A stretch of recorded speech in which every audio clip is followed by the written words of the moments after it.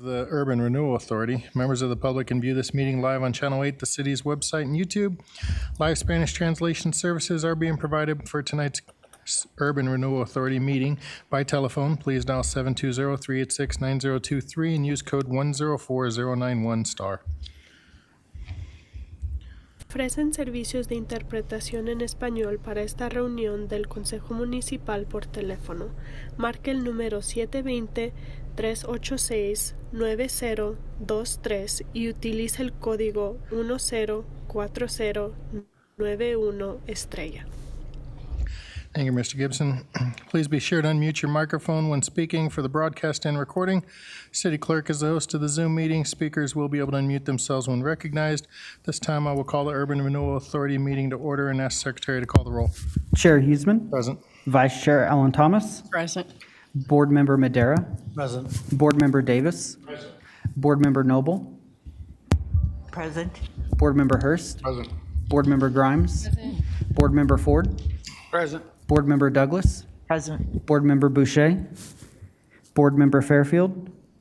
Board Member Lewis. Board Member Tedesco. Chair Huseman, you have a quorum. As a reminder, Council, please unmute your microphones when speaking for the broadcast and recording. Thank you. Thank you. Now I'm looking for a motion to excuse those members not present. Vice Chair, So moved. Commissioner Madera. Second. Have a motion and a second to excuse those members not present. Is there any discussion?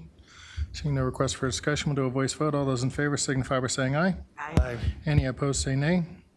Motion carries unanimously. Now I'm looking for a motion and a second to enter into an executive session for the purpose of receiving advice from legal counsel on specific legal questions under CRS 24-6-402, parentheses 4, sub-parentheses B, as covered by attorney-client privilege, specifically concerning the intergovernmental agreement for property tax increment revenue sharing with Adams 14 School District. Commissioner Madera, So moved. Vice Chair. The motion. Have a motion and a second to enter an executive session for the purposes stated. Is there any discussion? Seeing no request for discussion, we'll do a voice vote. All those in favor signify by saying aye. Aye. Any opposed, say nay. Motion carries unanimously. URA will now enter an executive session. We will return following the executive session to take action and adjourn the meeting.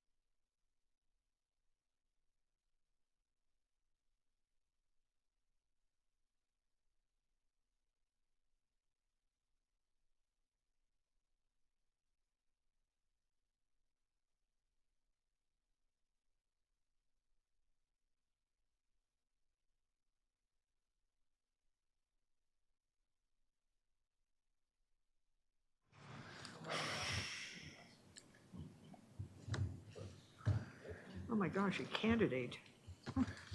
Are we broadcasting? All right, thank you, sir. Urban Renewal Authority is out of executive session. Does anybody on the Urban Renewal Authority Board have a motion to make? Board Member Madera? Yeah, I'd like to make a motion to continue negotiations with the Adams County School District 14 for a resolution and to move into mediation if we can't reach an agreement by June 30th. Vice Chair? Second the motion. I have a motion and a second to direct staff to continue negotiations with the Adams 14 School District and enter into a mediation if a deal cannot be reached by June 30th. Is there any discussion? Seeing no request for discussion, we'll do a voice vote. All those in favor signify by saying aye. Aye. Any opposed, say nay. Motion carries unanimously. That is the end of our business for the Urban Renewal Authority. We'll now move into the regular City Council study session. We have two presentations this evening. The first is Community Governance Survey Results. Invite Dylan Gibson, City Clerk, to introduce the presentation.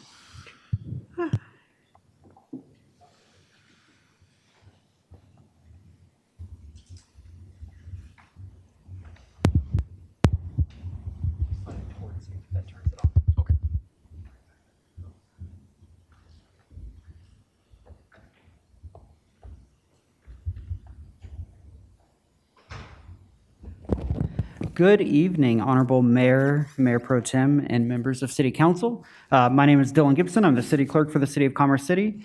And today we have with us Matt from Corona. Matt, if you want to introduce yourself real quick. Yes, I'm Matt Bruce. I'm a principal at Corona Insights. We're a market research company here based in Denver, and we conducted a survey.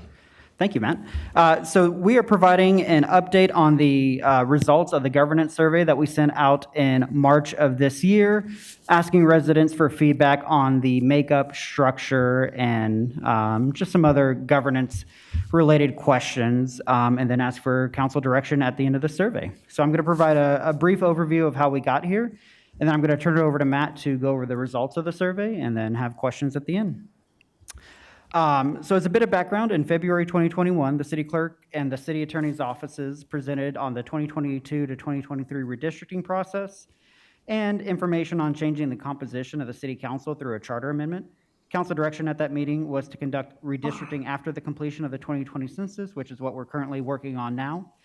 And council direction for the council composition was to receive more information on accomplishing a charter amendment for an election in 2021.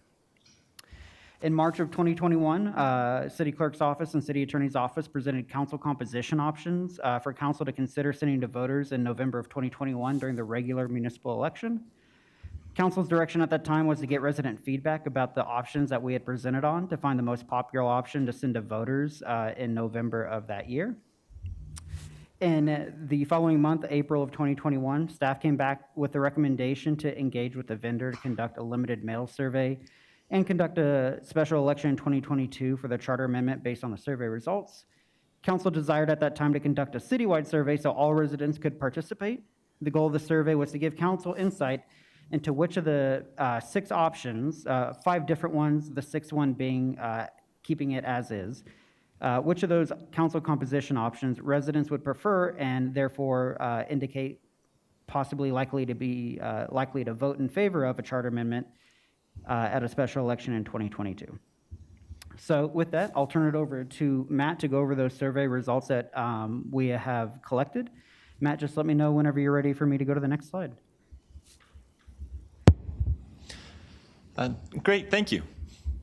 So for our agenda today, we'll talk about the survey and who participated, the survey results, and then have some time for questions and answers at the end. So a bit about this survey. Survey invitations were mailed to every household in Commerce City.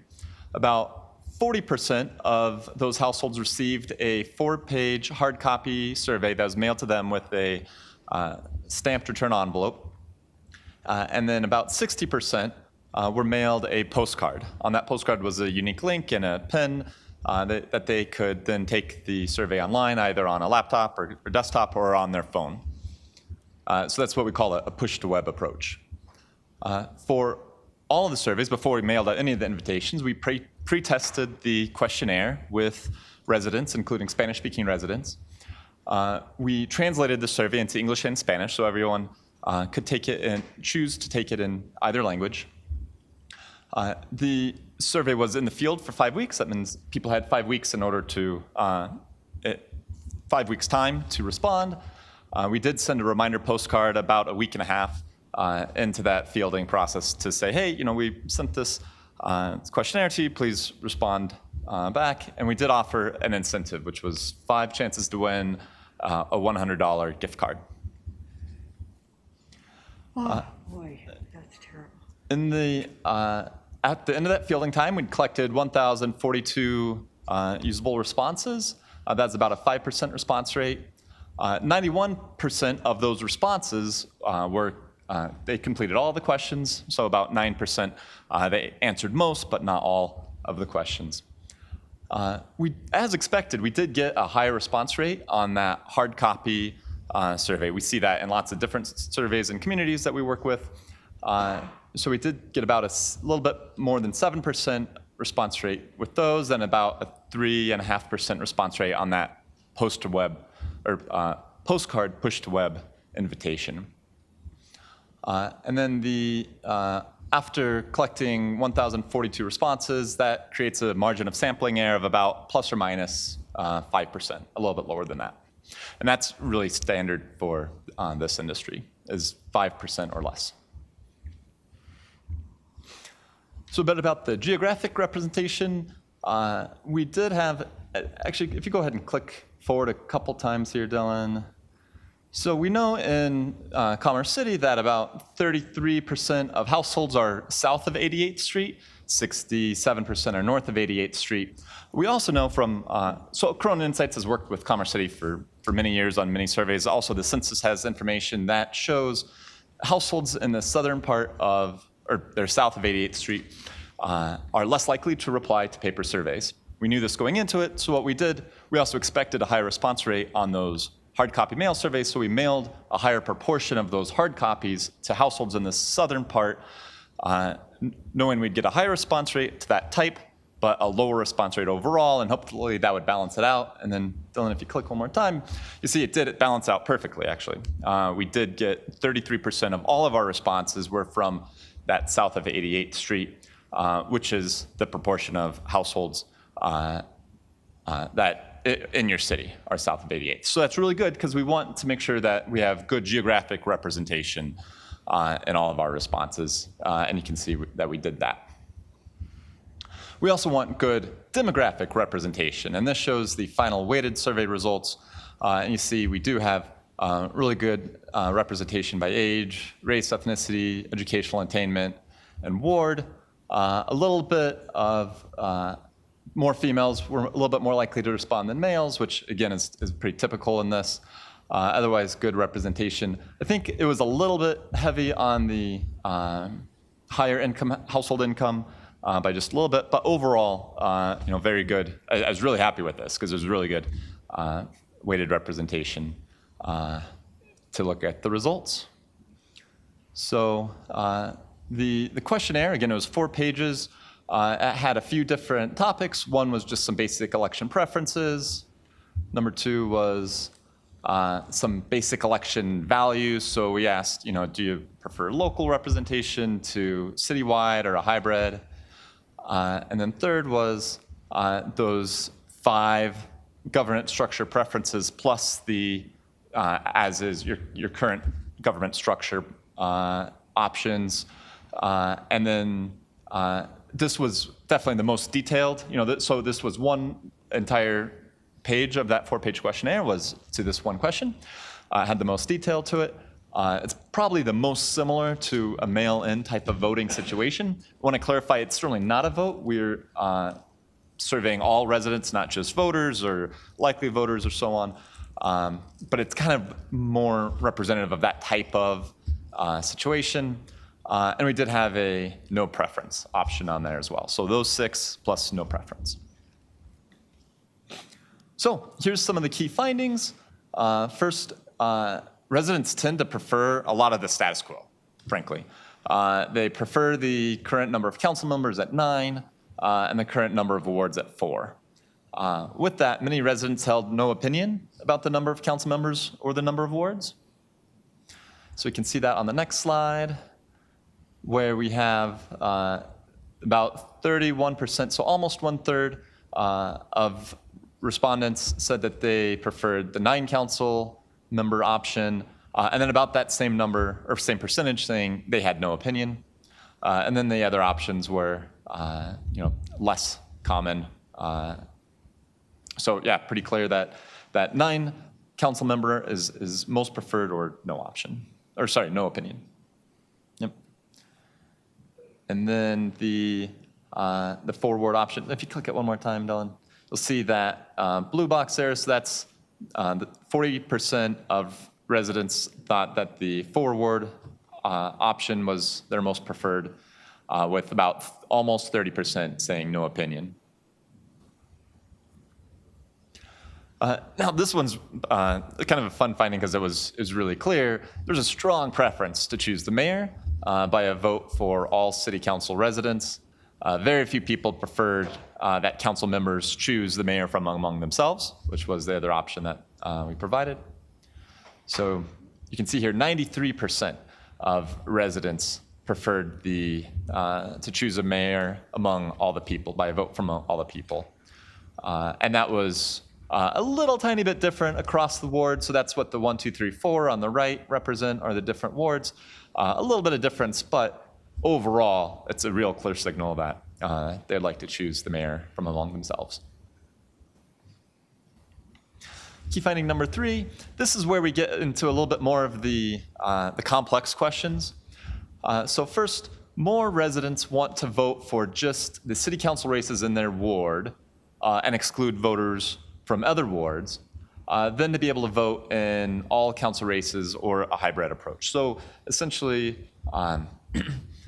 the changing to kind of an all at-large situation isn't highly favorable.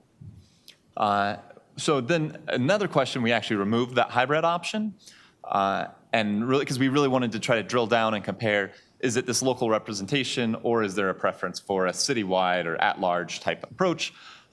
And residents tended to prefer that kind of local voting or neighborhood, or it's the ward-specific approach. So here, the labels on the right, neighborhood voting, hybrid, and citywide voting, we didn't show that on the survey, but that's how we're kind of summarizing the 3 different options. And we see that almost half of respondents said that they want to vote for just the city council race in their neighborhood, and then residents from other neighborhoods can only vote for the races in their other neighborhoods. About a third like the hybrid approach, and then about 20% like the all at-large approach.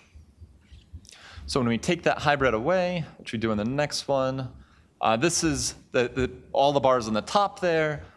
In other words, 68% of all residents would prefer to get to vote for the council member that represents their part of the city, rather than getting a chance to vote for every city council race in each election. So that's about a 30 to 68% split.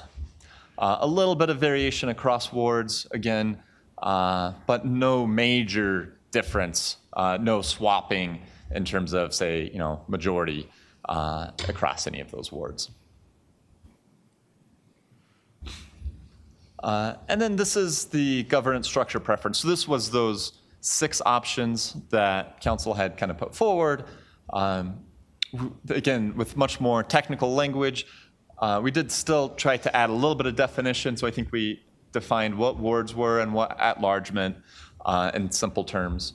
But still, among the 6 government structures, the most preferred were actually where there was a bit of a mix, with some ward-specific and some at-large council member options. Those were A and B. Although really there wasn't a major, strikingly stronger preference across any of the 6, including the 7th, which was the no opinion option. And we did see many residents did hold no opinion. And in particular, residents in Ward 2, Hispanic residents, people living in multifamily housing, and those with annual incomes below $50,000 were more likely to have no opinion than others.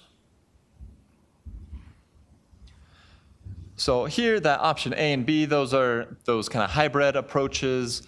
So option A is the current system. Option B is similar, but just with some restricted residence specification. And those were the highest, but Dylan, if you click one more time, you see not really a big shifts across here.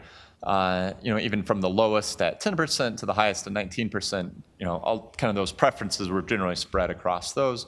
So no kind of strikingly most preferred or less preferred option. And then 17% with a no preference option. One thing that we did kind of see, if you click one more time, that the ones with kind of the most radical changes, like making it an all at-large only or all ward only, were the least preferred options. Again, that's kind of more subtle or maybe a little more nuanced difference there, but we did see that slight pattern.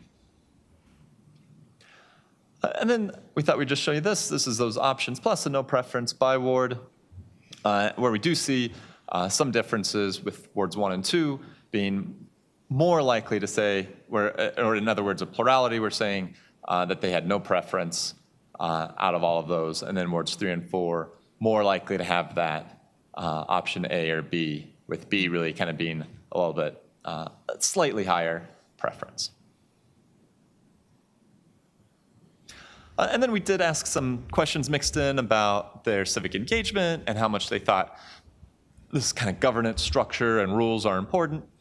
And what we did see is that it's really clear among respondents that most believe rules for electing city council are very important, or at least somewhat important. This didn't really differ by ward, by race, by gender, or other demographic differences. We did see a slight difference that mid and higher income households were slightly more likely to say that the rules are very important, but that's a pretty subtle pattern that we did find. So again, 99% saying very or somewhat important, with very few saying not important or only a little important to have good election rules. So 5 takeaways. Residents like that 9 council member and 4 ward current system. And not to say everybody did, right? So I don't want to say, oh, all residents said this, but we did see often a plurality at least. And for some of these, some pretty clear patterns that residents tended to prefer those numbers. It was very clear that most residents do like to or do want to elect a mayor among themselves. The ward representation or local representation is desired, although when you add that hybrid option in there, that's acceptable by many. Not very many, is about 20% or so, want an at-large only structure. So then when you kind of think about this a little bit holistically, that mixed council, where you do have a lot of ward-specific and some at-large, appeases most residents. Now, so that's kind of our review of findings there, and I'll love to answer any questions that you have about it. Thanks, sir. Appreciate that information and the survey that you conducted. Does anybody on council have any questions? Councilmember Noble. Thank you. That was really interesting to see these results.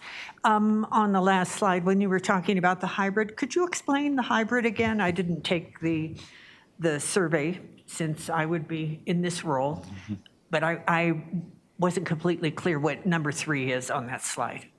Oh, sure. Okay. So we asked questions. Would you prefer a council where you're really just kind of electing, people from your neighborhood and they're representing your neighborhood? So we called that like the neighborhood approach or the local control. Or would you prefer one where it's all at large and everybody's elected at large, citywide voting, and no one's representing just a certain neighborhood or ward? Or would you like a hybrid where some are elected at large and some are elected to represent wards, which is what you are now? And so that's what that hybrid is acceptable by many. So although there's definitely a preference or lean towards people want that local representation, they want people to represent their interests and their neighborhood. And so there is that desire, but that hybrid option was also acceptable by many. And when you add those two up, that's about 80% or so of residents like one of those two options. So that represented status quo then? The hybrid's the status quo. Okay, Exactly. thank you. Any other questions? Councilmember Dara? Where does I think it was the 4 wards with the residency requirement for the at-large, where does that fall in this conclusion? There you go. So that's option B. Mixed council, so I think that's pretty similar to right now, except for the restricted residence. So that's up, I mean, that was, on here, had the highest proportion of people preferring that. I mean, it's only slightly more than, the mixed council option. So those were very close, very similar. But yeah, that was the highest ranked, or the one where the greatest number preferred that. And that was the one where, the wards are going to change to whatever they're going to be based off of the population, but then the residency requirement would be something similar to how the wards are right now? Residency requirement would be whatever council wants to designate. So you could do somebody, draw a line south of 72nd, from 72nd to 104th, one east of Chambers, one west of Chambers, depending on how you all wanted that verbiage written for that charter amendment question. But that would be up to council whenever you provide direction of how you want those geographic boundaries set for your at-large members. Okay. Thank you. Any other questions? Okay, there's questions up on the thing on whether or not we want to take action and have an election. Staff is recommending that we don't have a special election based on the survey results. Does anybody on council still wish to have a special election? Okay, thank you very much. We'll move on to the next presentation. And next presentation is going to be Emergency Operations. We'll invite Kirk Dominic, Emergency Operations Manager, to make the presentation.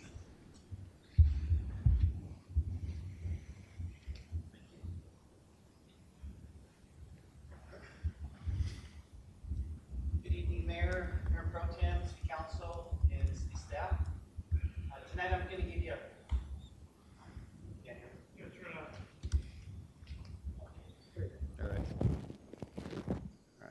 Tonight I'm going to give you a quick overview of emergency management, Office of Emergency Management, and what we do, give you a little background of what matter or something. Okay. Yeah, I like to face my audience. Okay. Is that good? Better for you guys? Okay, great. Thanks. First, let's just start with the staffing. I'm an office of one. Emergency management is one full-time staff. Report directly to the chief of police, and I'm one division out of 5 divisions within the police department. So we got 301, which is police admin, 302, which is support services, 303, which is operations, 306 is criminal justice, and then 308, which is emergency management. That's all the budget line divisions. And I'm a member of the command staff for the police. So the first bullet there is basically FEMA's definition, general definition of what emergency management is. From my decade of experience of being an emergency manager, I kind of like to do practical terms. What I've learned and experienced is about building relationships, knowing who to call, when to call them, and where to get stuff. That's how I kind of define what emergency management's all about. Anytime we have to make decisions on actions, we have a set of priorities, and you can pretty much see this in all, like first responders, police, fire, EMS. Our number one priority is life safety. Second would be incident stabilization. And what we mean by that is we do not want the incident to get bigger. So we're going to take actions to minimize the growth of an incident. For an example, let's say I go to a structure fire. A house is completely on fire. So you can pretty much, if the house is completely on fire, it's pretty much a write-off at that point. So the fire department would go ahead and do exposure protection to try to minimize the spread of that fire and keep it to that one house versus spreading to 2 or 3 or 4 homes. And that's what is an example of, incident stabilization, preventing from the incident getting bigger. The next thing is we're going to preserve and protect property. And a lot of that will be infrastructure as a priority in that, maintain that our police stations, fire station, city resources, public works are up and functional. And part of that is to our network, our IT network and data room. Preserve and then protect the environment, and that will include animals too. So that's part of our decision-making process. We want to make sure the environment is protected and the little critters that are living in the environment too. And then the last priority that we will be looking at is the financial impact. We want to be responsible for, still having, closer? Okay, sorry about that. We still want to be responsible, being fiscally responsible for the actions that we do take. Some common terms that you'll hear in the emergency management and ICS realm will be, first you have the incident command system, and that is basically the management system that what we use, first responders use to manage an incident, okay? And then at the national level, you've probably heard of NIMS, which is the National Incident Management System, similar to the ICS. They're very, very similar. You have what's called an IC, the incident commander. That's the person that's in charge of the incident. You'll hear the Emergency Operations Center, the EOC, you'll hear that term a lot. That's like in our city, it's within the police department.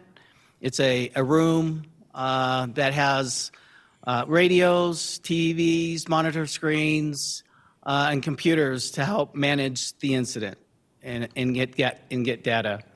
Then we have our emergency operation plan, or you'll hear the term EOP, and that is basically the living document that kind of tells you what to do, how to do it, who's responsible for what, and so on. And that is Chapter 23 of our municipal code.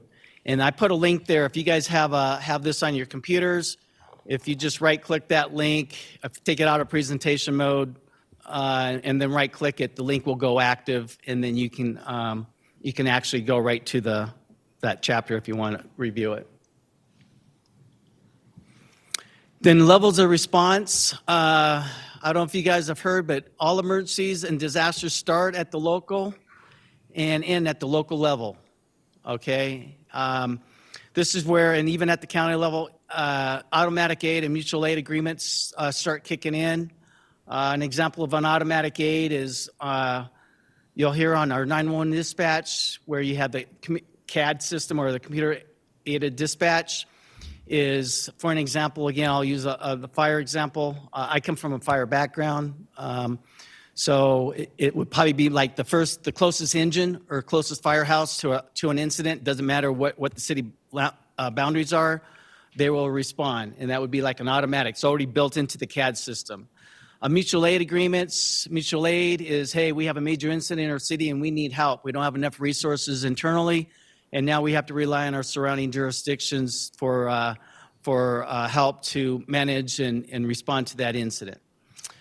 If we can't do it at the local level, and what I consider local would be our city and our county, Adams County, then we'll go ahead and go up to the state. for more resources, and if the state can't handle it, then we'll go up to the federal level. So that's kind of like the levels of response that will happen within an emergency management situation. Our mission, the emergency management mission, is basically we coordinate and we integrate activities and capabilities needed to prepare, respond, recover, and mitigate against emergencies due to all hazards, and that's natural and man-made hazards. It's known as the 4 phases of emergency management. And what I would like to do, this is an example, a little diagram. What I'm going to do is kind of use a real-life incident and go over the 4 phases of emergency management, so it kind of brings it home, and it's easier to understand what do you do in each phase. So the example that I want to use is the 2021 blizzard that we had last March. So in the preparedness phase, a couple of things that we did to prepare for that blizzard, because it's a weather event, you know it's coming. We activated our severe winter weather extreme cold operational plan annex, reviewed it with Public Works, because during a blizzard type event, Public Works and the PD and the first responders are the main players responding to that event. Reviewed and updated the emergency snow plan, got with Willis from Public Works and some of his staff, and with all the rapid development that we've been having in our city, we updated the plan for the response, the snowplow map. So we will make sure that we include the new tracks and new development. And we went ahead and rented a fuel supply. And what I mean by that is normally what we've heard in what a good possibility in the past is when you have a blizzard, and a definition of blizzard is where you get so many feet of snow in a certain time period, but you have at least 35-mile-an-hour winds. So a lot of times when you have a blizzard, you can have power outages. So what happens when you have a power outage? That means you can't probably pump gas at the local gas stations or your normal fuel depots. So for an example, let's say we have 10 snowplows working. We have, I think, a fleet of 11. Let's say we have 10 working, and they're working 24/7 during that blizzard, keeping snow removal off the streets and everything. They're probably burning a tank of 50 gallons of diesel every, maybe let's say 6 hours. So that means in a 24-hour, or let's say 8 hours in a 24-hour period, they're probably burning 150 gallons of diesel per snowplow. You times that by 10, and you're looking at 1,000 or 1,150 gallons of diesel that they're burning. And if we had a power outage and we couldn't get fuel, that means we couldn't keep the snow off the roads, and it compounds the problem. So in part of our preparedness phase last year, we made sure that we would have 2,000 gallons of diesel in case that incident did happen, so we can maintain our snowplow operation.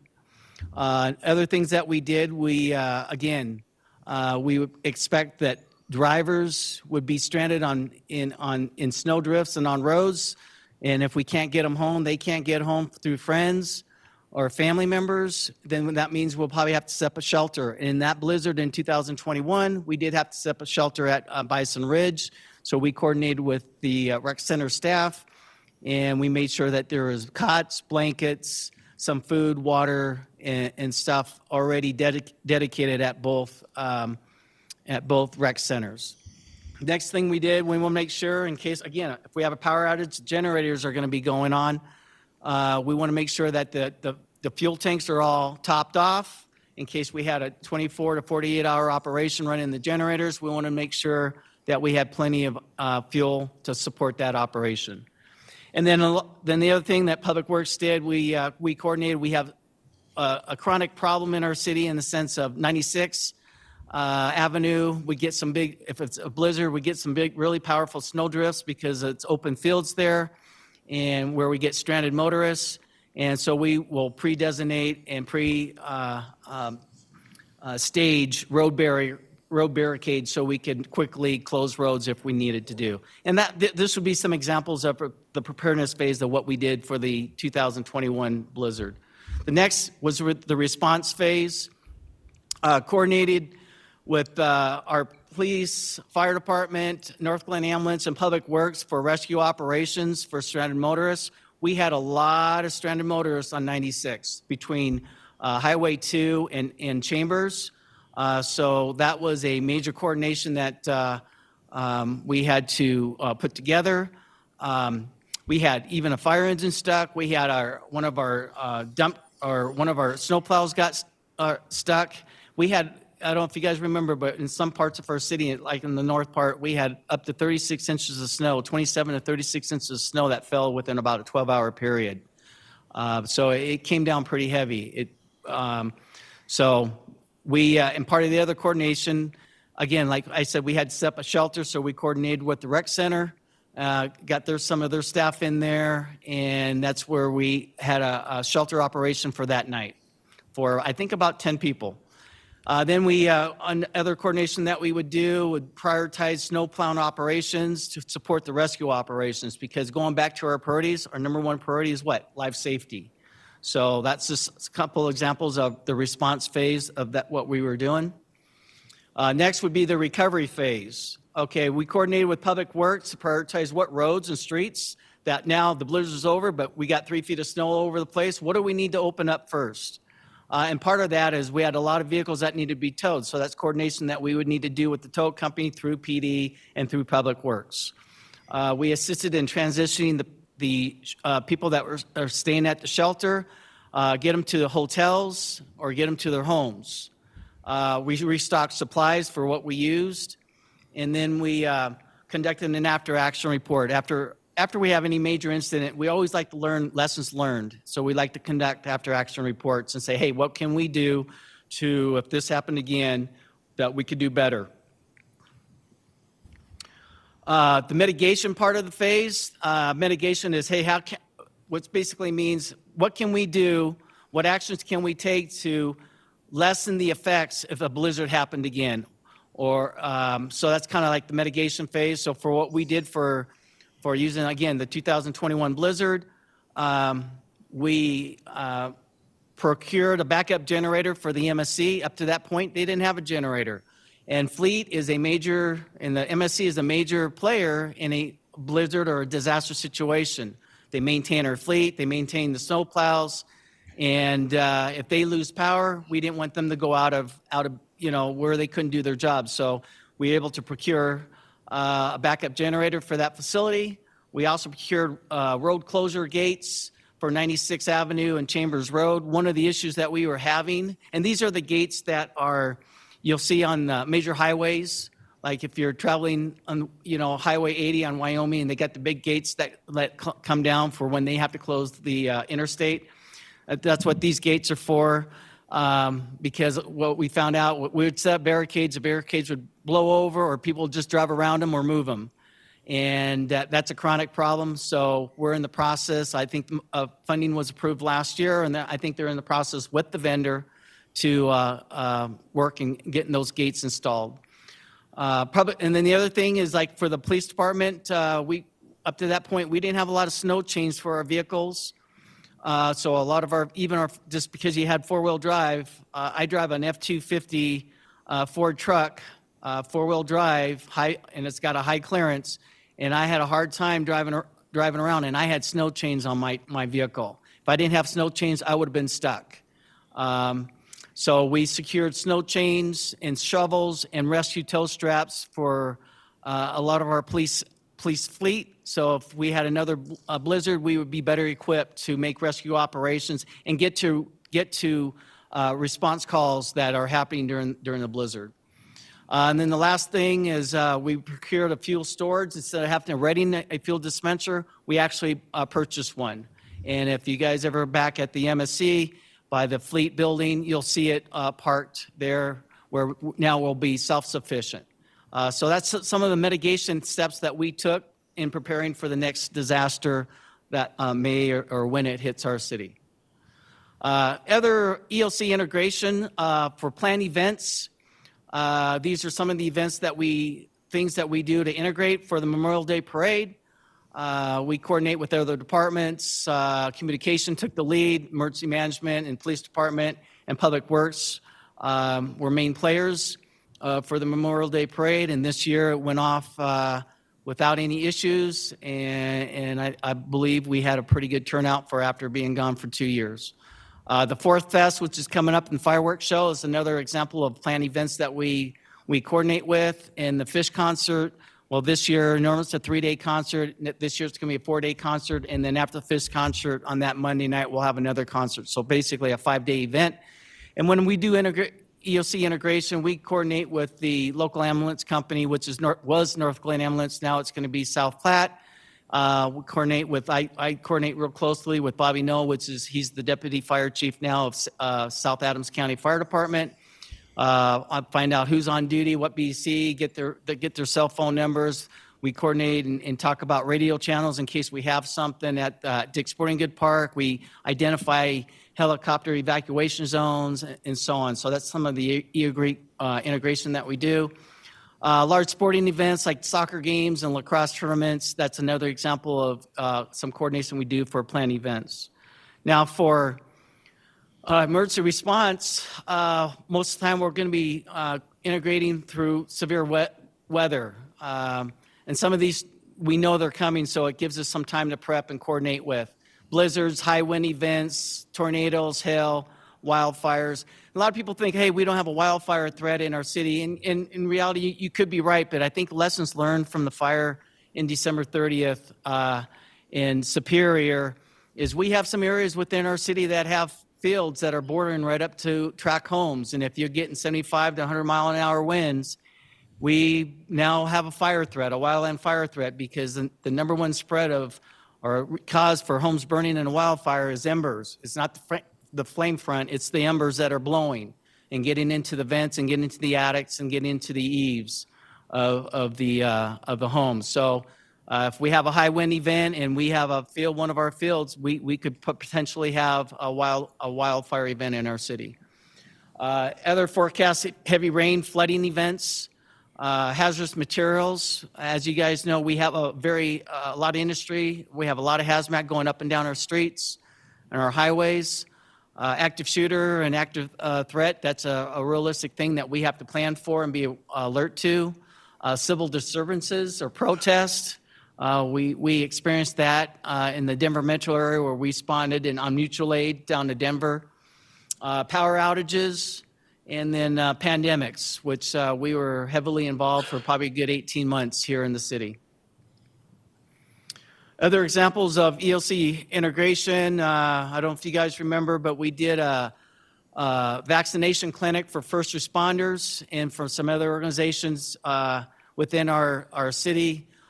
Some of them included South Adams County Fire Department, North Glen Ambulance, ADCOM staff, Adams County Fire Rescue, and the Water Department, Water District.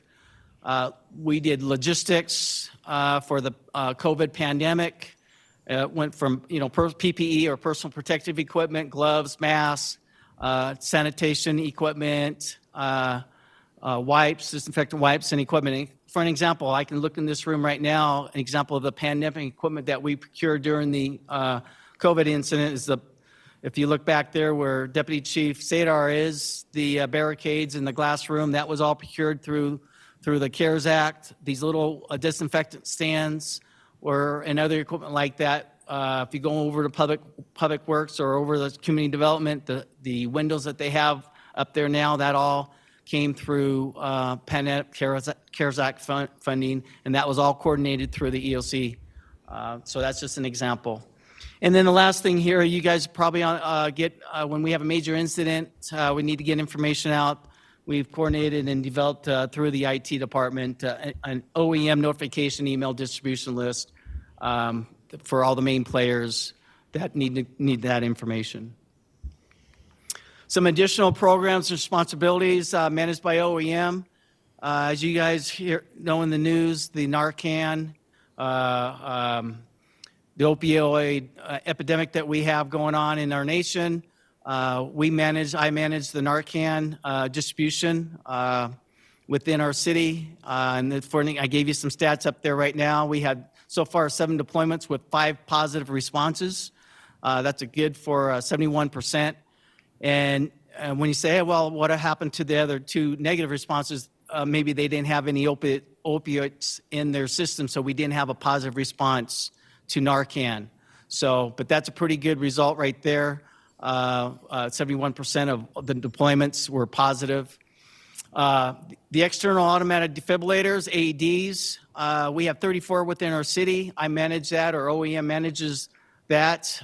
We have them in PD, at each of the rec centers, the golf course, the water park, Pioneer Park, and then we have some that are remote, but 34 of them. And just to add on to that, we're in the process of adding one Narcan or Narcan spray to each 34 34 AEDs in case when someone gets deployed and they're at a park, and they will have, if it's an opioid overdose, they will have that Narcan, that life-saving drug, to administer to them. So we're in the process of making that happen. Some additional programs that I oversee, or OEM oversees, is the pandemic personal protective equipment. I'm still issuing out masks and some sanitation supplies and equipment for other departments.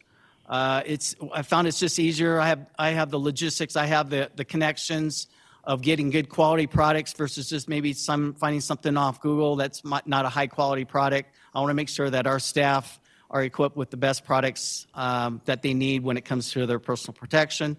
So I manage that.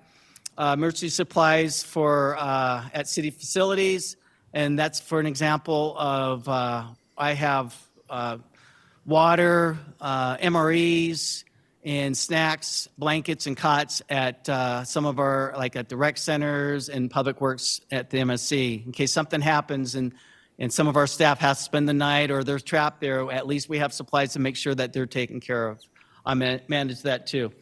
I'm on a part of the city's work with Brennan, part of the safety committee. Been on the safety committee for probably about 9 years since I've been here, and part of the Memorial Day Parade committee. Again, probably been on that committee for last 9 years.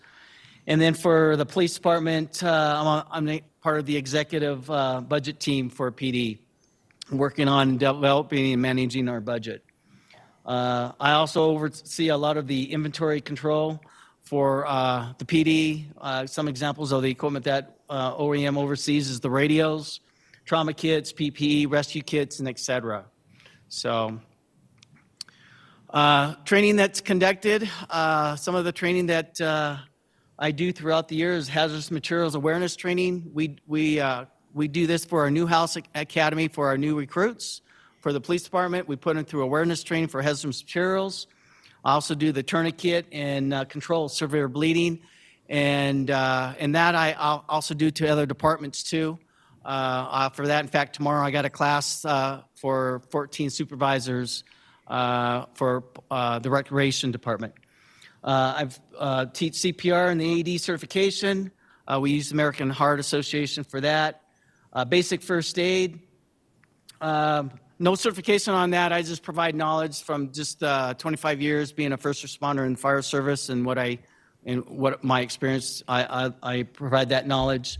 The use of a fire extinguisher, and I'd like to put a plug in for our local fire department, South Adams County Fire Department. They have a fire extinguisher prop, and I recommend anybody listening to this, any businesses that are online, if you have want some fire extinguisher training for your business, I would contact the South Adams County Fire Department. They have a nice prop. You just need to schedule it through there, and you receive some really good, valuable training for your staff.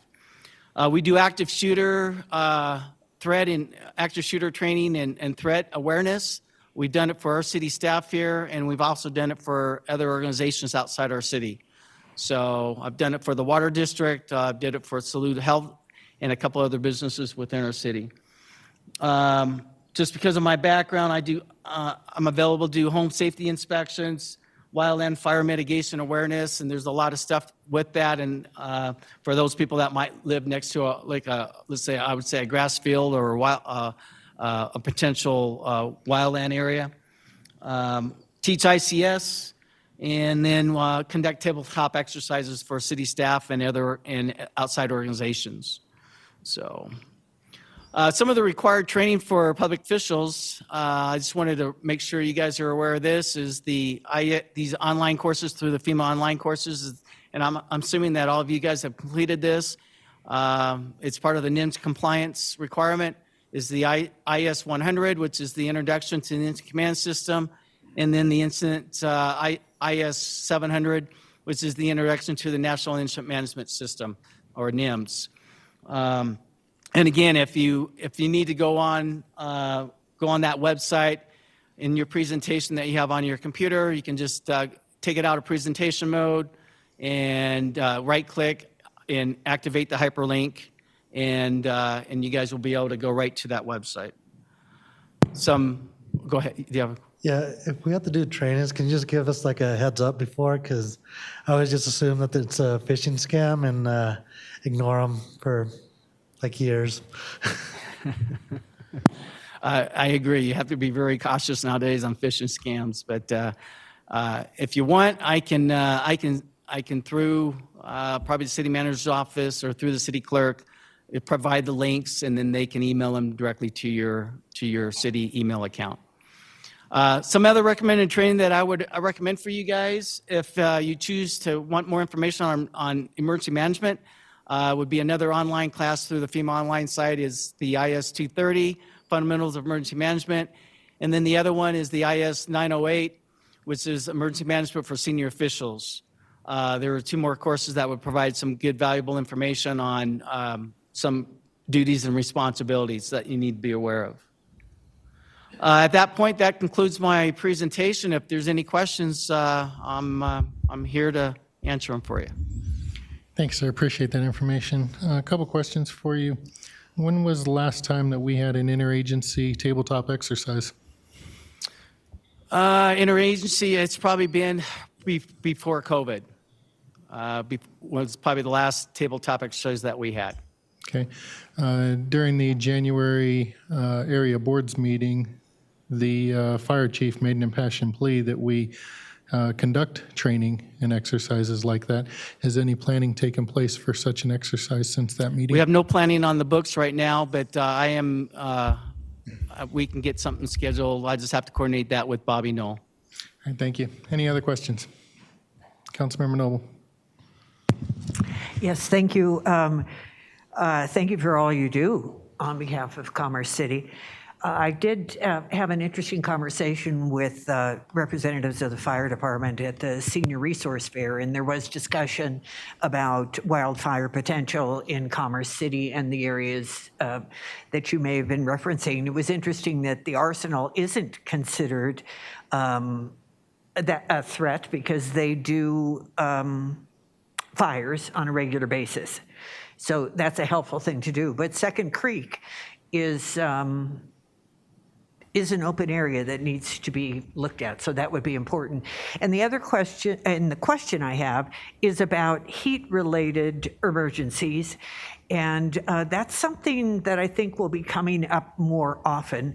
And I'm particularly concerned about our residents who live in the South and might be living in older homes that don't have any air conditioning, and what we can do to be of assistance for cooling centers or that kind of thing, because there aren't many places to go to in South Commerce City where people could go to cool off.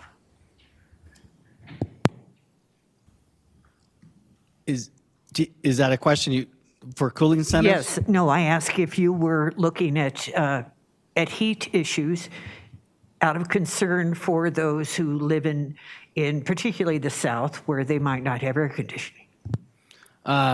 Thanks for bringing that up. That's an area that we could, since it's summertime now, we could look into that. I'd have to, I have nothing immediately on the plans for cooling centers. We don't have anything established at this time, but I can look into that and work with Adams County Emergency Management and see what we can come up with. Thank you. Maybe fans also. Thank you. Councilmember Douglas. Thank you. So I really appreciated the presentation. I feel like we're in really good hands with you at the helm. I did have a question, though, on the tabletop exercises. What are those? Since I'm new. Tabletop exercises, let's say you have a mock incident. Let's say we could say it's a blizzard that hits our city, and then we would so you create an incident, and then through that incident, through the scenarios that you present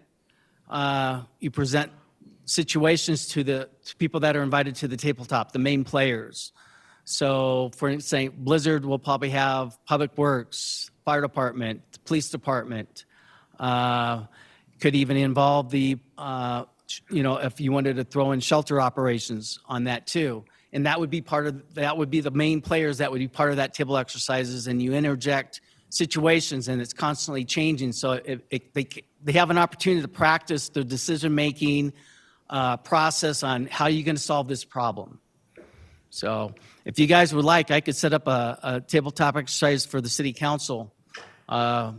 And if you want to do something like that, I think that would be a fun event to do. That would be great. Thank you so much.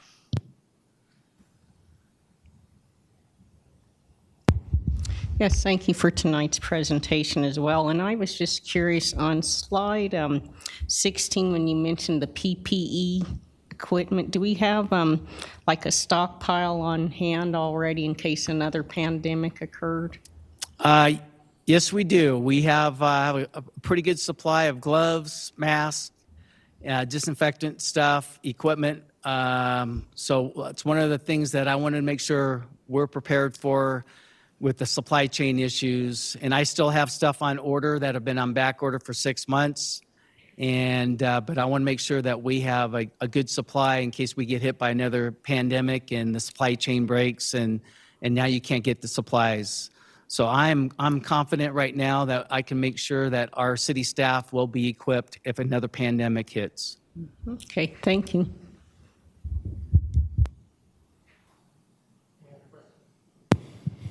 Any other questions, comments?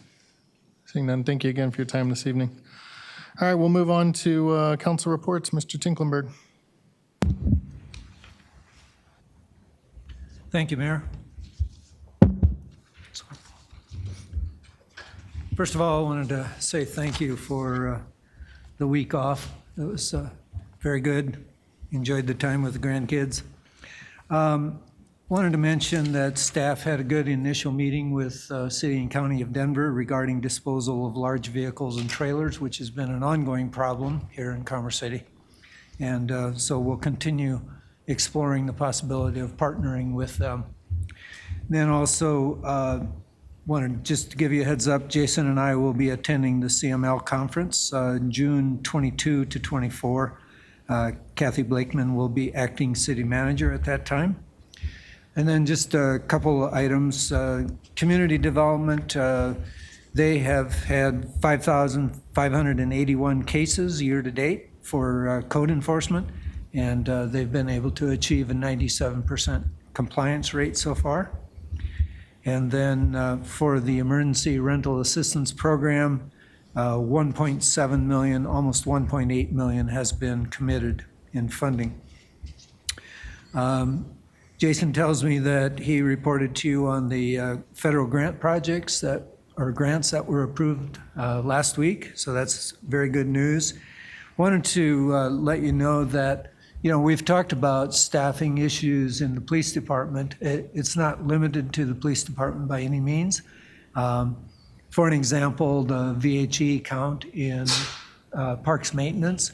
Normally we hire, a lot of new people for the growing season. There are 32 positions in that division, and only 17 of those are filled at this time. Same thing in the technical areas. It's very hard to hire people who have technical backgrounds at this point. And it's hard to retain people. In information technology, in that department, there are 21 positions budgeted. Of those, 12 are vacant. Absorb that for a minute. We have 9 people working in a department that normally is 21.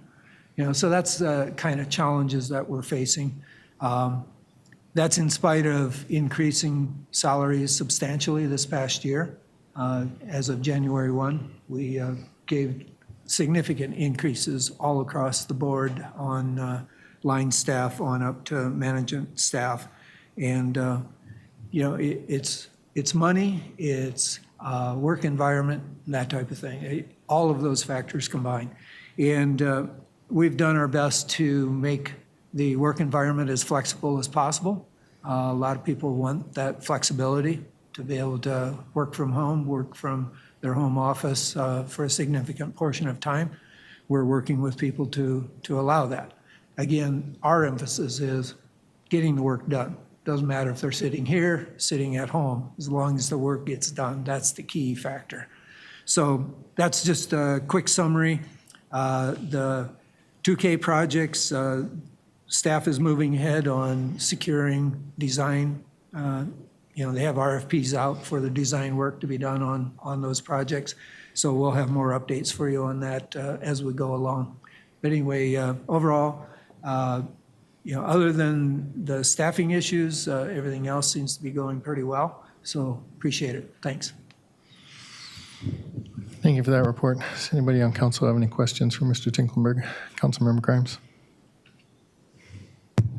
Thank you, Mayor. Thanks for the update, Roger, and welcome back. On staffing, if you have a particular position that maybe receives a lot of applicants, is there an effort made to maybe recommend people who don't get that position for other vacant positions? Yes, whenever we find people that have qualifications for a different position, we certainly talk to them about that position and see if they're interested. And, we talk about the positive attributes of that other position. Does that ever prove to be successful? It has on occasion. Yeah. I don't know if either of you have a sense of that offhand, but there have been times where, yes, we've hired a person for a different position. I wouldn't say it's 100% effective, but it's been successful. Just to keep it short, I would agree with Roger on that. We've seen some of that occur in our more publicly facing departments with like Parks, Rec, and Golf, Public Works, where it's been a success. And we're starting to see more traction like that in community development, but yes. And then is there, I don't know what the boundaries are, but is there a way to work with, say, like unemployment services to match people with open positions here versus what's just posted, or not even posted, but what's available through like the county's office for unemployment services?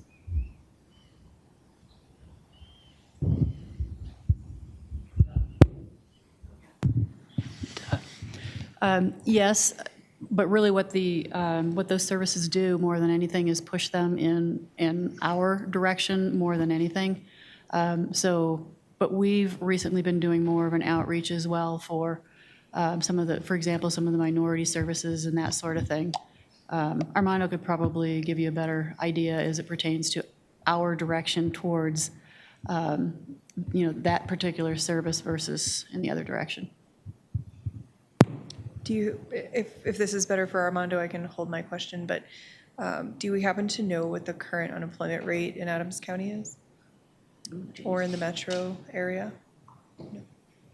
Yeah, I'm not sure what it is right now. We're actually doing relatively well here, even though we're having so much turnover. We're still doing pretty well with our retention rate.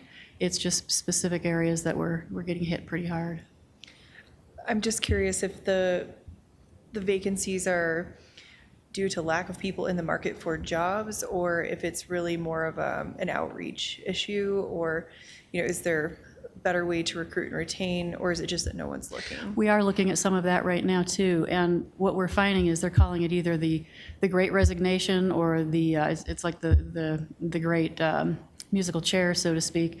So this was anticipated in coming, and so we have done several things in order to, and you're going to see something in the next city manager's update on trying to get people on board much more quickly, but it's still a matter of, and we've been doing much more outreach for, as I mentioned before, various minority groups, that sort of thing, but it's still continuing to be a challenge in the more technical types of fields.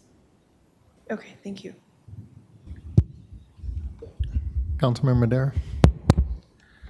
Have we ever worked with, I know the county has like a day works program for our homeless population. Have we ever tried connecting with them, for some of these variable hour positions, like in Parks and Rec, or, some of these positions that, they might be able to help in? Not that I'm aware of, no. Is that something that, we could possibly look into and kind of? For the day, you're talking about the day programs? So the county does a day program with some of the homeless population to get them, back into the workforce. And so I was wondering, we can possibly do, two things and help get a job done and, help someone in the process. I can certainly talk with Armando about that. We'd have to see what process they're actually utilizing in order to keep track of, pay, that sort of thing. So, yeah, I'll get with Armando to take a look. Okay. You bet. And Paulo Diaz at the county can help. Yep.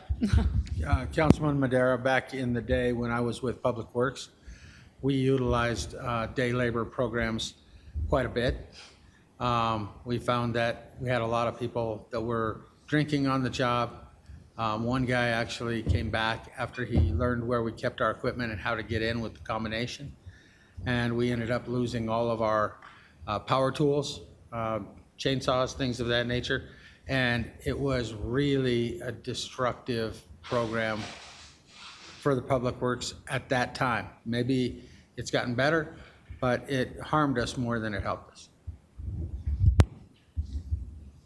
In answer to the earlier question, Colorado unemployment rate is 3.6% at this point.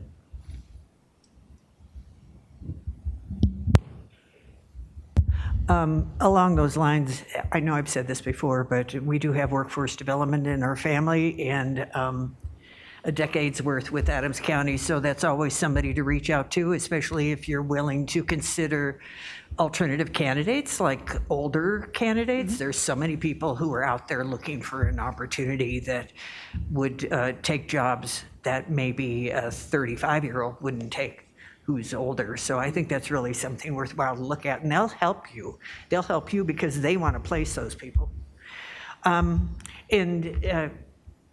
Mr. Tinklenberg, I do have questions about, so I was looking at the schedule that comes out in the city manager update. Do you do the schedule? Yes. The workforce, the work schedule for the city council? Do you prepare that yourself? No. So the city clerk's office owns it, if you will. They're the ones that keep the schedule. What we do on Monday mornings is we go through it, trying to figure out what would work in terms of scheduling, on out. And we'll typically look at a couple months out to 3 or 4 months out, just depending on the amount of stuff that's lined up. So we try to figure out, both from a timing standpoint of what needs to happen in terms of schedule, but also what will fit in a meeting's 4.5 hours, if you will. So it's always a balance between trying to figure out what can go into a particular agenda, if you will, versus can it go back, 2 weeks later or something of that nature. Okay, so I just want to draw your attention to a couple of things. We had a 9-0 vote on a work session or study session that was on a single topic, metro districts, that was to be completed within the month of June. It is not on the schedule. On the schedule on June 27th is the BREDAC report, and we voted 9-0 to extend BREDAC by 2 months, so that should be removed. On the land use session, which is 6/20, there's a whole bunch of land use stuff on there. One thing that I noticed at the last meeting is that we didn't get the agenda until Friday, and late Friday afternoon. And what I don't think the public understands, or citizens understand, is that we don't get that information any sooner than they do. So from the moment we receive it at, 4 o'clock on Friday, until we have the city council meeting at 6 o'clock on Monday, that's the only time we have to actually go through all that material. When it comes to land use material, there's no reason, it seems to me, why we shouldn't get that earlier, because it's already been delivered to the Planning Commission. They've already reviewed it, and it's coming through to us now, unless, of course, it's something that the Planning Commission doesn't deal with, like an annexation. Nevertheless, there doesn't seem to be any reason in my mind why we can't have it a few days earlier, and why it's held until the last minute. It makes it extremely difficult to have a session that is that jammed and get the material that late. There's scores and scores of attachments to review. Mr. Tinklenberg, would you like me to chime in? Please do. Perfect, thank you. Thank you for your questions, Councilmember Noble. So in terms of the work schedule you receive on Thursday, those are changes based on the discussion that we have at the Monday meeting that Mr. Tinklenberg talked about earlier. But the work schedule is an ever-changing and evolving document. There's things that we schedule that we think are coming up next week on a Monday that get pushed off 2 weeks based on either timing or a last-minute delay from an outside party, or some reviewer not having time to review either the legislative item, the ordinance or the resolution, or the council communication, or the contracts are still being negotiated. So what you see on the work schedule is our best guess of what we know is coming up in the next couple weeks. Until that agenda is published and finalized, all those things are at any moment, unless specifically directed by council, subject to change. And even then, at some point, we may have last-minute urgent or important items that we have to schedule either per our charter or land development code, or if there's an important legal issue that the city attorney's office needs to schedule, those will often appear without appearing on the work schedule first. So it is our best stab at giving council, the public, and staff an idea of what's coming up on the next couple months of agendas, but it's never concrete or set in stone until we publish that agenda for that night. In terms of the BREDAC item, we have moved that, so that'll appear on the Thursday update on the city manager's report. That will be removed, and then once we have a date nailed down from the city manager's office to schedule the special meeting for the work session item on the, I believe it's the metropolitan districts, we will get that added to the work schedule. And then in terms of the agenda publishing, Jordan, the deputy city clerk, and myself publish that agenda as soon as we have every single item on the agenda finalized, or if we have the majority of items finalized and ready to publish, and we're still waiting on a few draft items, which we've done a couple times in the past. We don't particularly enjoy publishing an agenda without all items being finalized, because it does create an expectation for both council and the public to have to refresh or review that agenda once it's been updated at some point, either Friday or over the weekend.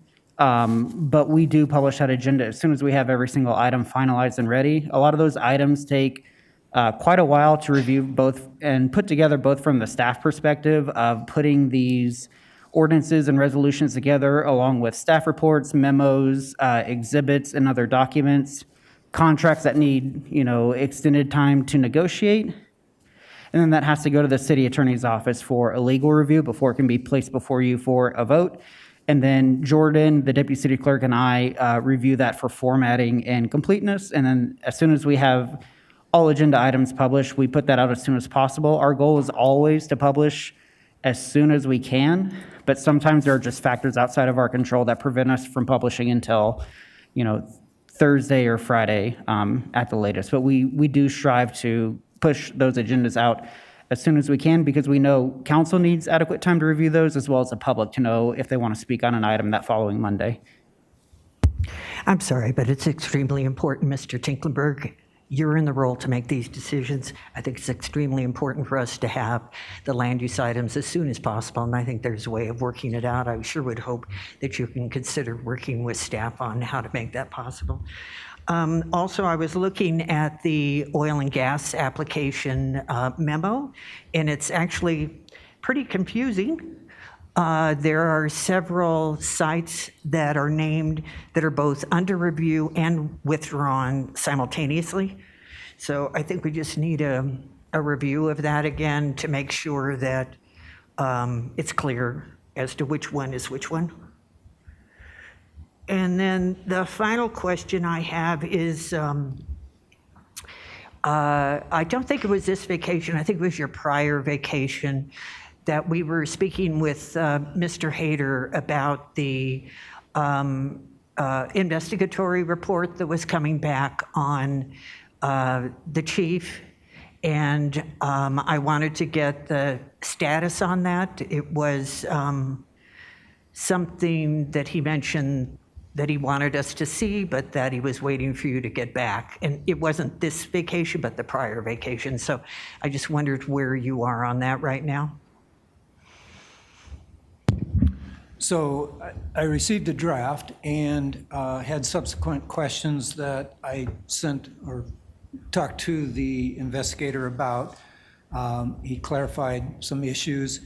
After that, Mr. Hayter and I talked about what of this can be shared, A, with City Council, B, publicly. And there were questions that Mr. Hayter was going to research, and he has been doing that. Is there anything you want to add to that? No, it'd be my anticipation that because that is really a part of your, I guess when I look at it, this report is something that you're going to use in your evaluation of the city manager and his performance. So I would expect it to come to you in that context. So, and you know, and thinking back to the original executive session that Director Tinkenberg had from you, it was for that purpose, to discuss performance, you know, performance evaluation review. In doing some legal research, I do anticipate that you will have a redacted version of that report, because there are certain things that I just can't give you all of it, and I'll give you an explanation at that time with why the redactions appear. I don't want to try to wing it at this meeting. But it's caused quite a bit of consternation, because I know that you want to have every word available to you. I don't think it'll be problematic for you in the end, but I'll address it further to you at that time. But that's the way I anticipate the timeline of you having that, is for that evaluation. And so I can do that whenever. I think I was really wanted to make sure that Mr. Tinklenberg could use that report and make whatever decisions he needed to make accordingly from it. So it was my anticipation that anything would happen in advance. But if that's not the timeline that we're on, then we'll adjust accordingly. So then my understanding is that we will be getting some version of the report. And in the meantime, you, Mr. Tinklenberg, are making decisions on your actions? Yes, that's the purpose of the report, is basically what's appropriate in terms of, what the investigator found. And for me, the answer is yes, you'll be getting some version, and yeah. When is that anticipated then? Again, it's my goal to make sure you have it in advance of any review you have of the performance of the city manager. And I don't know if that's been definitively set on the schedule yet. I know there's a lot of talk about that being June 20. I don't know if that's on the calendar for sure or not. 27. And just tell me when you want to have that for the context of, for that meeting. I assume that that's something that's going to be during a executive session for the performance, but obviously there'd be something I'd be able to get to you in advance of that, so you can prepare for your executive session and performance evaluation. And just tell me when. Oh, sooner the better. It's been a few months. Right, and is that the consensus of council, that you want it sooner? I do think that we all received an email from Ms. Ramos concerning the process, and we are anticipating your self-evaluation to be sent to us when? I would anticipate by the end of this week, but again, depends on what other fires I have to put out, so. Okay, so I would think that we would want to see that at the same time that the self-evaluation hits our inbox. Sounds good. I'll do that.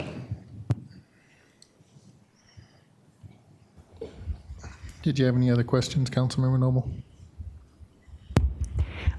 No, thank you, other than I just want to reemphasize that it would be helpful if we could get some of this information in advance. I know in some cities, the city council actually does get information in advance so that they can prepare with their packets. So that would be really useful. Thank you.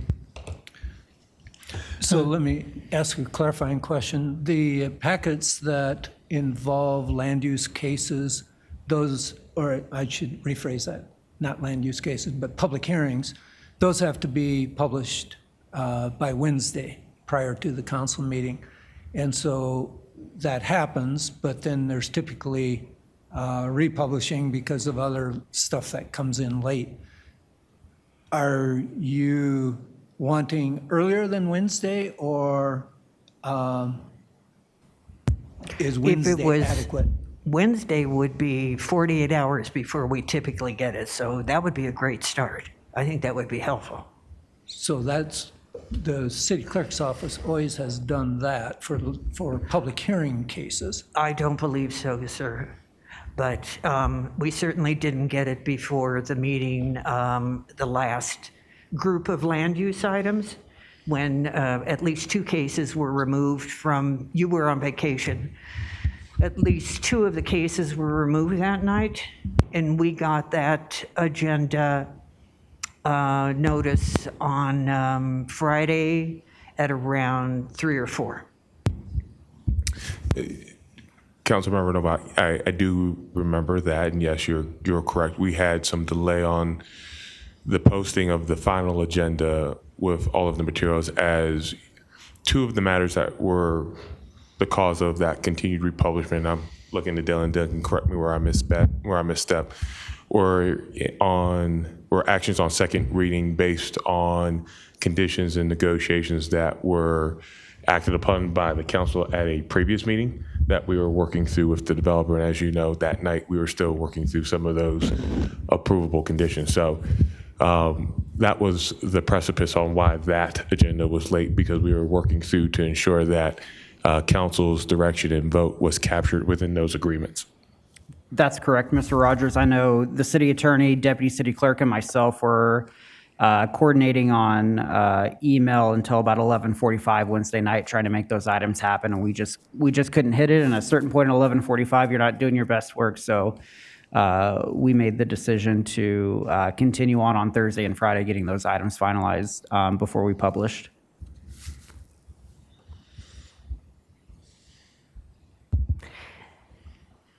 Each one of these land use cases has at least 10 documents, if not more, attached to it. Now, we can rubber stamp or we can review the material. We were elected to actually review the material and help make decisions that are in the best interest of the community, and I take that role very seriously.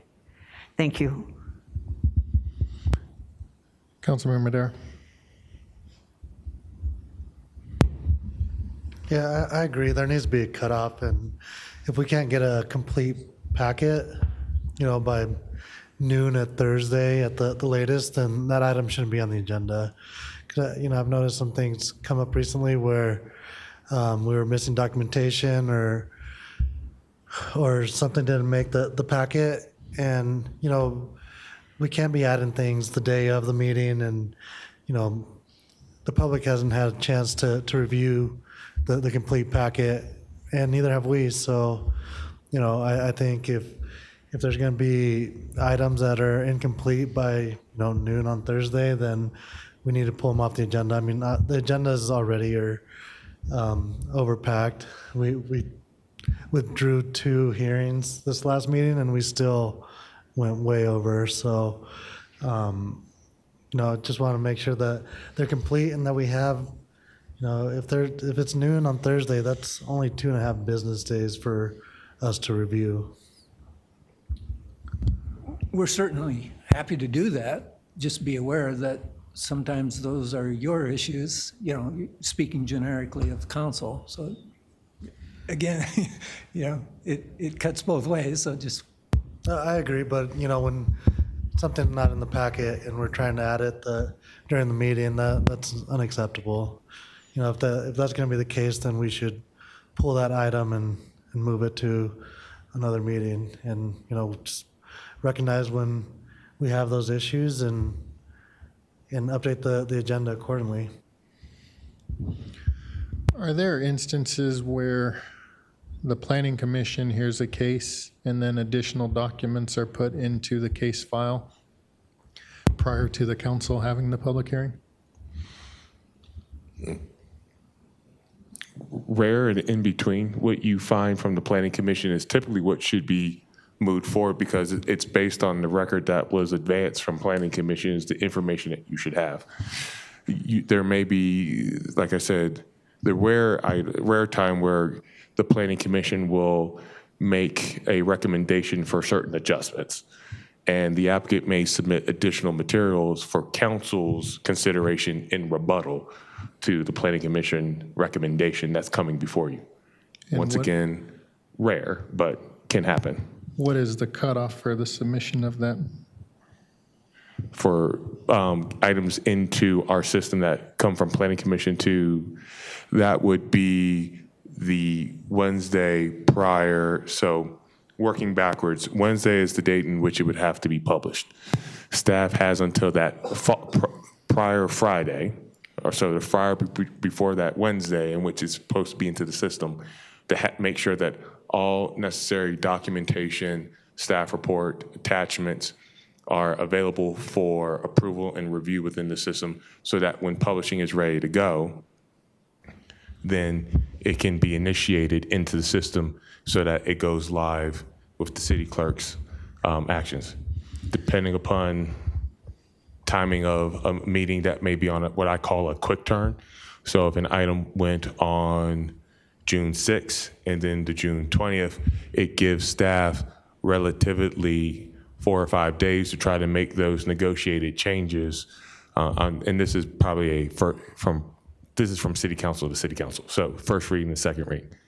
That's where we run into some of the complexities, no different than what we saw last week with the agenda, in trying to address, once again, some of those things that were discussed in between the meetings and trying to get those agreements and approvals.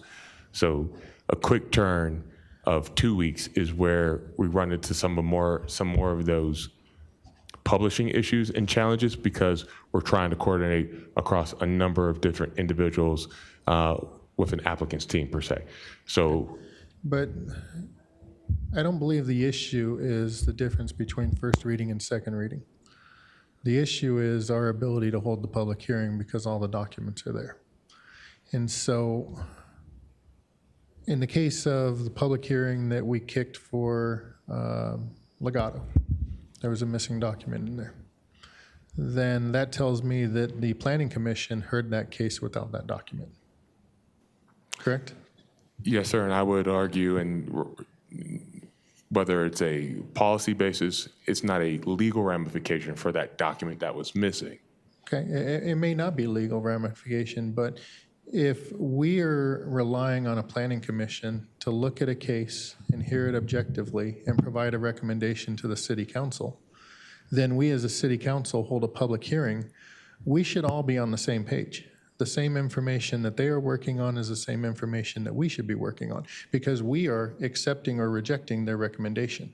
If we're accepting a recommendation where they only got 90% of the information and we have the additional 10% of the information, that's not fair to the community that we're making these decisions based on that.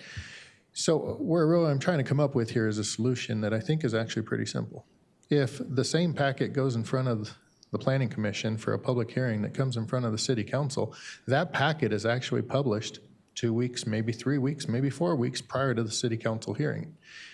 It should be pretty easy to forecast and say, if this is going to be your public hearing coming up, here was the Planning Commission agenda, all the attachments are loaded there. Where we run into a problem is if you didn't have all the attachments loaded into the planning commission's public hearing. And if that's the case, that we're going to throw more stuff for the city council's public hearing, it should be going back to the planning commission anyway. Because there's additional information that they were not able to take into consideration. So I think it's a pretty easy solution to say, this was the planning commission agenda. You guys can review all this a week prior to the agenda being posted. This is when we anticipate it coming. And we get away from this, did it come on Friday, did it come on Thursday, whatever, because the information's already sitting in Granicus. I think that's pretty simple. What the challenge is going to be, are you going to ensure that the information the planning commission used is the same exact information that the city council is going to use for that public hearing? So this is a great conversation. It's obviously one that we can go back with our team and look at our land use processing policy with respect to items that will be heard by this body.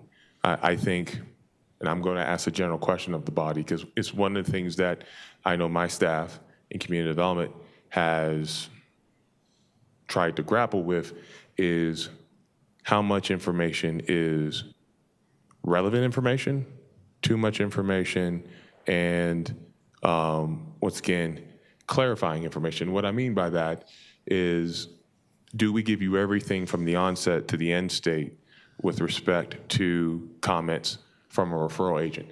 And I will admit, the conversations I've had with my staff is, well, Jason, first round of comments are no longer relevant because I've worked through those issues, and hopefully the end state, that final comment which says those issues have been acknowledged and have been addressed, should be sufficient to help our council make an informed decision. Now, obviously understanding the item at hand from the previous week may have had a different circumstance, but it's that in general where our staff grapples on what is pertinent, what is relevant, necessary to give you that clarification so that that decision can be made. Our staff can easily take every single comment from a file and put it into an exhibit so that you're actually able to see those steps along the progress of how that application was addressed. That can easily be done.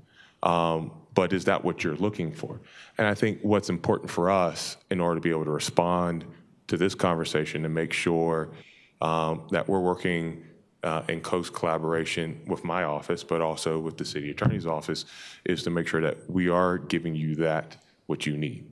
So that's where my question is with this, is because yes, we can go back and take a look at what gets advanced from planning commission to city council. How do we try to create redundant systems in place that assures that, right, we don't, once again, whether it was a judgment call or not, that we've got the right information in those packets for all parties involved at the advisory level of the planning commission and at the decision making of the city council.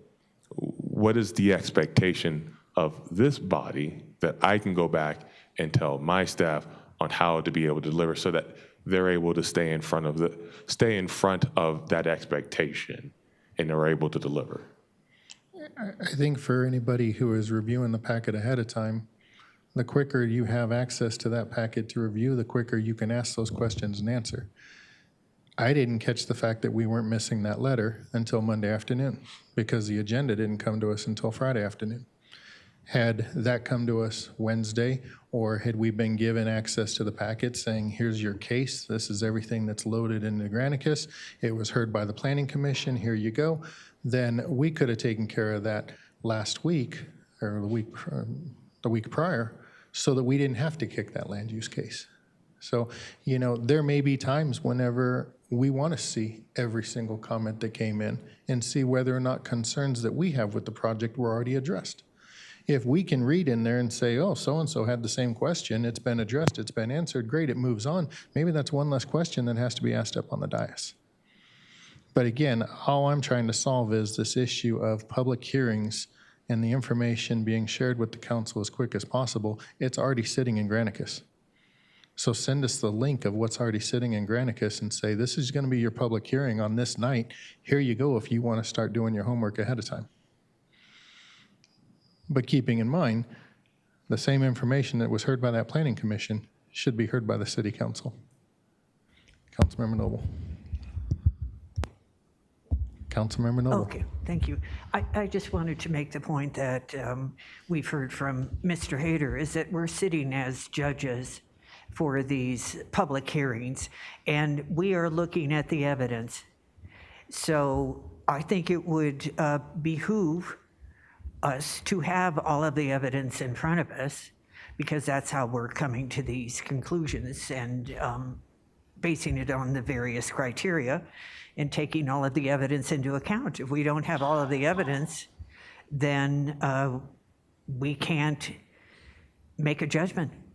And that's what you see occur when something like that happens. Okay, they're consulting with each other. Okay, the city attorney is consulting with the deputy city manager about whether we're judges or need the evidence. Is that what's going on? Do tell. No, ma'am.